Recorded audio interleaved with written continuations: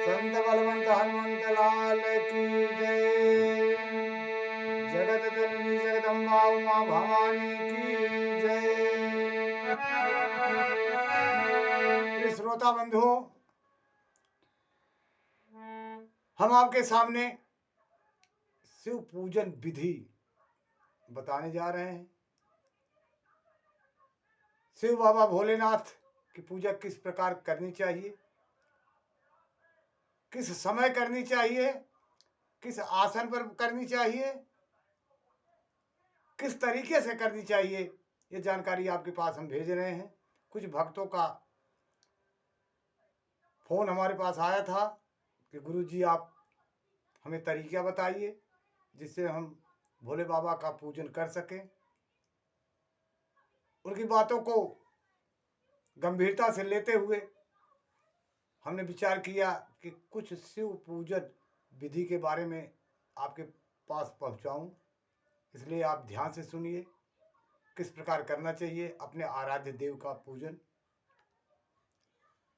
प्रिय बंधुओं, अपने अभिष्ट देव के सानिध्य में जाने के लिए, प्राप्त करने के लिए आपके मन में श्रद्धा, विश्वास, प्रेम का होना अति आवश्यक है। बिना इन तीनों को रहते आपको कोई भी सिद्धियां नहीं प्राप्त हो सकती है। इसके बारे में बाबा गोस्वामी तुलसीदास ने श्री रामचरितमानस में भी दर्शाया है कि कौनो सिद्धिन बिन विश्वासा, बिन हरि भजन न भव भय नासा। अर्थात शास्त्रों के अनुसार सब कार्य नियम बद्ध तरीके से होना चाहिए, जिससे प्रभु के हृदय में, चरणों में, उनके पास हमारी आवाज जा सके, उनकी कृपा हम पर बरस सके। प्रिय बंधुओं, अब हम आपको शिव गुरु के पूजन विधि के बारे में बताता हूं। प्रिय श्रोता बंधुओं, किसी मंत्र का जाप 3 तरीके से किया जाता है। पहला है वाचिक। इस मंत्र का उच्चारण स्वर हर किसी को स्पष्ट रूप से सुनाई देने को वाचिक रूप दिया गया है। जैसे सहस्त्र चंडी यज्ञ मंत्र का जाप और महामृत्युंजय मंत्र का जाप, भद्रकाली का जाप, महाविद्या का जाप, नारायण बलि का जाप, रुद्राभिषेक का जाप आदि, यह सब किया जाता है। इसका स्वर चारों तरफ गूंजता है। ब्राह्मण दक्षिणा लेते हैं, अपने कर्म को जजमान के साथ पहुंचाते हैं। और दूसरा उपाय, दूसरा तरीका उपांशु है। इस मंत्र का जाप करते समय स्वर यदि स्वयं को सुनाई दे उसे उपांशु जाप कहते हैं। इस प्रकार इस जाप को में सुख, शांति, स्वयं की पुष्टि मिलती है। आप ध्यान से इसके बारे में अगर सोचेंगे, विचार करेंगे, जानेंगे तो आपको कोई कष्ट नहीं होगा, कोई तकलीफ नहीं होगी। आप मंत्र का जाप आराम से करेंगे। तीसरा है मानसिक जाप। इस मंत्र का जाप करते समय होठ, जीभ व चले तथा मन ही मन ध्यान किया जाए तो इसको मानसिक जाप कहते हैं। इस प्रकार मंत्र के लिए जाने से मोक्ष साधन की प्राप्ति होती है। प्रिय बंधुओं, किसी मंत्र जाप के लिए आवश्यक बातें। पहला, श्रद्धा, विश्वास। प्रिय बंधुओं, हर इंसान के अंदर श्रद्धा, विश्वास का होना जरूरी है। बिना श्रद्धा, विश्वास के इंसान अपने लक्ष्य को प्राप्त नहीं कर सकता। शास्त्रों में वर्णित है, मंत्रे तीर्थे द्विजे देवे देवज्ञ भेषजे गुरो, या दृष्टि भावना यस सिद्ध भवति तादृशी। मंत्र, तीर्थ, ब्राह्मण, देवता, वैद्य, गुरु में जिस प्रकार विश्वास, श्रद्धा रहती है उसे उसी प्रकार का की प्राप्ति होती है। विश्वास रखना चाहिए, विश्वास ही सब कुछ है। इसके आगे एक महत्वपूर्ण और बात है, संकल्प। संकल्प वो चीज है, संकल्प अर्थात निश्चय, जिस देश काल में उपचार हेतु जिस कार्य के वशीभूत होकर साधना जपादि प्रारंभ करते हैं। उसे पूरा करने के लिए मनसा वाचा कर्मणा के साथ अपने अभिष्ट इच्छित देव के सामने प्रकट करने को ही संकल्प कहते हैं। उसके बाद ध्यान का नंबर आता है। प्रिय श्रोता बंधु, अभिष्ट इच्छित देव संबंधी मंत्र से पहले ध्यान द्वारा उस देव स्वरूप को हृदय में बिठा लेने से तत्व संबंधी देव में भवनात्मक संबंध स्थापित हो जाता है। उसका वही सही स्वरूप हृदय काश में स्थापित हो जाता है। प्रिय बंधु, इसके आगे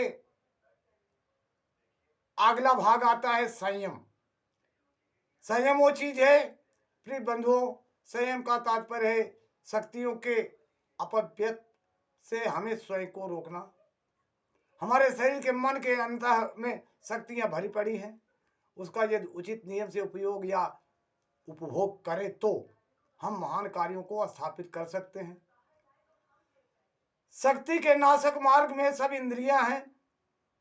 इसका संयम नियम न रहने पर शारीरिक, मानसिक, बौद्धिक, आत्मिक, आध्यात्मिक, भौतिक तथा हर प्रकार की हानियों का सामना करना पड़ सकता है। प्रिय बंधु, वेद, शास्त्र, पुराण, गीता ग्रंथ, कुरान, बाइबिल में कहा गया है, जैसा अन्न वैसा मन। जो इंसान भगवान भक्ति में रमा हुआ हो उसे सदा सात्विक शुद्ध अन्न ग्रहण करना चाहिए। दुख, सुख व बंधन से मुक्ति का कारण मन ही है। अस्वस्थ देव दुर्लभ।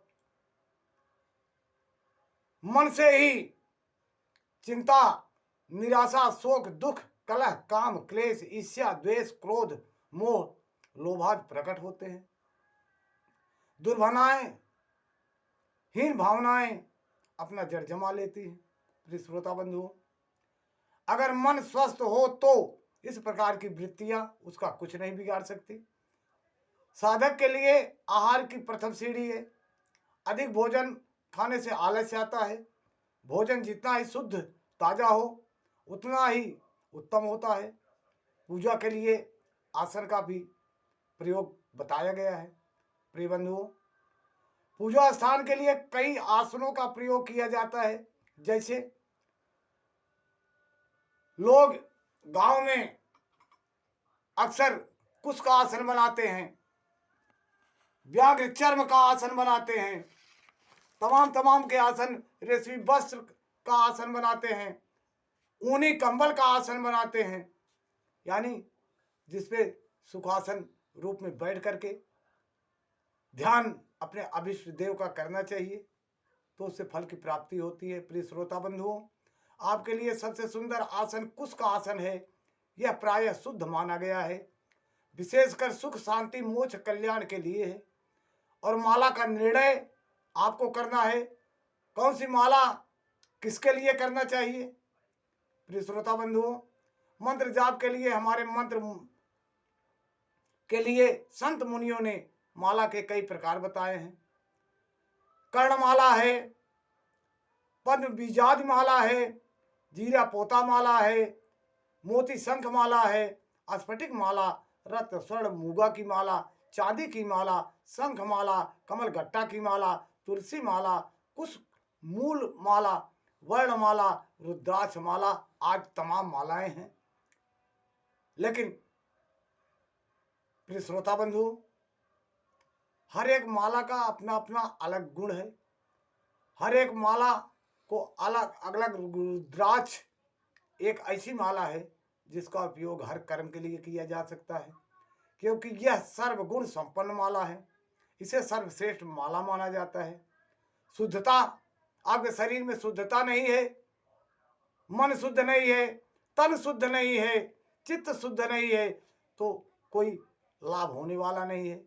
इसलिए शुद्धता के बारे में भी हमारे संत मुनि ज्ञानियों ने बताया है। मंत्र जाप के लिए शरीर का शुद्ध होना बहुत जरूरी है। बाहर की शुद्धि स्नान द्वारा ही मानी जाती है। अतः स्नान करके ही साधना के लिए बैठना चाहिए। अधिक सर्दी हो या रोग विवस्था के कारण हाथ मुंह धोकर या गीले कपड़े से शरीर पोंछकर बैठना चाहिए। प्रिय बंधु, जहाँ पर मंत्र जाप करें वह स्थान शांत होना चाहिए, जैसे नदी का किनारा, गुफा, घर का एकांत कमरा, मंदिर या बाग। आज दिन भर पहने हुए वस्त्र को साथ साधना नहीं करनी चाहिए। पूजा या जाप के लिए स्वच्छ वस्त्र होना चाहिए, वह भी धोबी के घर से धुले हुए कपड़े नहीं होना चाहिए। समय का ज्ञान होना चाहिए, दिशा का ज्ञान होना चाहिए। प्रिय बंधुओं, साधना जाप के लिए प्रातः काल का समय उपयुक्त रहता है। ब्रह्म मुहूर्त में उठकर नित्य कर्म से निवृत्त स्नान करके बैठना चाहिए आसन पर। कोई व्यवस्था हो तो सूर्यास्त होने के 1 घंटे के बाद पूजा की जा सकती है। माला जाप में प्रातः काल पूर्व दिशा में मुख होना चाहिए और सायंकाल पश्चिम में। और माला जाप के तरीके कैसे होना चाहिए ये भी आप जान लीजिए। 1 से अधिक माला करने के लिए माला पूर्ण हो जाने पर सुमेर का उल्लंघन न करें। जब माला पूर्ण हो जाए तो उसे मस्तक या नेत्रों से स्पर्श करके पीछे की तरफ उलटकर पूरा जाप आरंभ करना चाहिए। जाप झूमते हुए जोर जोर खड़े पांव पर हिलते हुए नहीं करना चाहिए। जाप करते हुए सुखासन का प्रयोग करें। माला पांव से नहीं छूनी चाहिए। माला ठीक अपने सामने करिए। पांव से दूर जाने पर पांव से छू जाने पर माला पर गंगा जल छिड़क कर शुद्ध करें तथा क्षमा मांग ले। प्रिय श्रोता बंधुओं, ये सब तरीके आपके जीवन में सदैव परोपकारी होंगे। प्रिय बंधुओं, हर एक इंसान के अलग अलग विचार होते हैं, अलग अलग कर्तव्य तथा प्रतिक्रियाएं होती हैं। किसी न किसी से सभी प्रेम करते हैं। कोई देश राष्ट्र से प्रेम करता है, कोई समाज तथा परिवार से करता है, कोई अपने धर्म तथा आराध्य देव से करता है और कोई अपनी मुक्ति उद्धार के लिए अपने इष्ट देव से करता है। सब मिलाकर देखा जाए तो यह एक भक्ति है।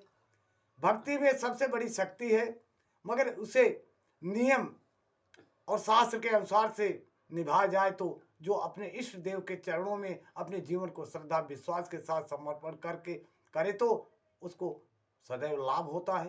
प्रिय बंधुओं, हमारे देश में तमाम ऐसे उदाहरण हैं जिसका नाम आज हम इतिहास के पन्नों में स्वर्ण अक्षरों में देखते हैं, पढ़ते हैं। कुछ मात्र शक्तियां के बारे में जिससे धर्म की रक्षा, राष्ट्र की रक्षा, समाज की रक्षा तथा सृष्टि की रक्षा में सदैव सहयोग किया है। माता यशोदा, देवकी, रुक्मिणी, राधा, कौशल्या, सीता, अनुसुईया, सुनैना, मैनावती, द्रौपदी, तारा, अहिल्या, मंदोदरी, कुंती, सावित्री, लक्ष्मीबाई, कर्णावती आदि के अपना अपना एक महत्व था। उन्होंने चाहे भक्ति में, चाहे प्रेम में, चाहे देश रक्षा में, चाहे राष्ट्र रक्षा में अपना परचम लहरा दिया। प्रिय बंधु, इतिहास के पन्नों में पुरुषों की भी भूमिका कम नहीं रही। इस पवित्र पावन धरती पर राम, कृष्ण, बलराम, अर्जुन, भीम, नकुल, सहदेव, भरत, शत्रुघ्न, लक्ष्मण, राजा, इच्छाक, मानधाता, पृथु, सगर, भगीरथ, सत्यव्रत, हरिश्चंद्र, अज, रघु, दिलीप, दशरथ तथा तमाम लोग आए। अन्य वीर पुरुष राणा प्रताप, शिवाजी, सुभाष चंद्र बोस, मंगल पांडे, चंद्रशेखर आजाद, वल्लभ भाई पटेल, महात्मा गांधी, डॉक्टर भीमराव अंबेडकर जी, इनके द्वारा अपना देश का एक सुंदर इतिहास रहा है। संत मुनियों में सप्त ऋषि गौतम, वशिष्ठ, विश्वामित्र, अगस्त, भरद्वाज, जमदग्नि, कश्यप, पराशर, वाल्मीकि, तुलसी, सूर, कबीर, कालिदास, प्रहलाद, विभीषण, केवट, राजा निषाद, गुहू, वेद व्यास, उद्धव, सुखदेव, भविष्य, केवट, गुहू के साथ साथ वेद व्यास, उद्धव, सुखदेव, जनक, सौंभर्य और पिपलाद, ध्रुव, हनुमान, कर्दम, सारस्वत, अलर्क, शिवी, विदुर, देवल आदि हुए जिन्होंने अपना धर्म में परचम लहरा दिया। प्रिय बंधुओं, हमारा देश धर्म परायण होने के साथ अपनी आन वान शान की रक्षा करने वाला भी देश है। हम एक दूसरे का दुख बांटते हैं, सुख शांति प्रदान करने का हम निश्चय लेते हैं और अपना कर्तव्य समझते हैं। प्रेम और भक्ति हमारे खून में दौड़ती है। सच्चा प्रेम करने वाला हरदम विकास की सीढ़ियों पर चढ़ता चला जाता है। प्रिय बंधुओं, अपने अभिष्ट देव, आराध्य देव जिसको आप मानते हैं, राम को मानते हैं, कृष्ण को मानते हैं, हनुमान को मानते हैं, दुर्गा को मानते हैं, काली को मानते हैं, शिव को मानते हैं, ब्रह्मा को मानते हैं, विष्णु को मानते हैं, किसी को भी मानते हैं, उनके चरणों में श्रद्धा विश्वास से अपने आप को समर्पण करके उनका नियम शास्त्र विधि से पूजन करेंगे तो आपके जीवन में सदैव उनकी कृपा बरसती रहेगी, सदा कल्याण होता रहेगा। इतना ही हमारा कहना था कि आप प्रेम से पूजन करिए कि जीवन थोड़ा है, यह जीवन कब व्यतीत हो जाए, जीवन कब खत्म हो जाए, इसका कोई भरोसा नहीं। कम से कम आज तो हम जो हमारे पास ज्ञान है, बुद्धि है, मानव शरीर है, इसका उपयोग कर लें। दुरुपयोग करने से हमारा जीवन नष्ट हो जाएगा। अगला जन्म भी बनाने के लिए हमें सत्य मार्ग पर चलकर प्रभु के चरणों में अपने जीवन को समर्पण करना है। श्रद्धा विश्वास प्रेम बढ़ाना है, जिससे हमारे ऊपर कोई मतलब कहने वाला ना हो कि तुम रह करके मानव शरीर पा करके ऐसा गलत किए। क्योंकि गोस्वामी तुलसीदास ने रामचरितमानस में भी लिखा है कि कलियुग केवल नाम आधारा, सुमिर सुमिर नर उतरे पारा, बड़े भाग्य मानुष तन पावा, सुर दुर्लभ सब ग्रंथ गावा। ये कलिकाल है। हर युग में दान यज्ञ तमाम कर्म करने से जो फल मिलता था, कलयुग में आज वही फल हमें क्षण भर प्रभु का नाम लेने से, कीर्तन करने से मिल जाता है। ये कहा भी गया है, कलयुग सम नहीं आन युग, जो नर कर विश्वास। प्रिय श्रोता बंधु, यही बात हमें बतानी थी। आप लोग प्रेम से सुनिए और हमारे चैनल को, यानी जो महेंद्रानंदन ठाकुर कथावाचक के नाम से चैनल जाता है, उस पर हम आपसे अनुरोध करते हैं, विनम्र निवेदन करते हैं कि आप उसको सब्सक्राइब करिए, लाइक करिए और शेयर करिए। आप भक्ति मार्ग पर चलिए और बढ़ाइए। हमारा भी प्रेम बढ़े, आपका भी प्रेम बढ़े। शिव गुरु के चरणों में सदैव हम लोग लीन रहें। जय शिव गुरु।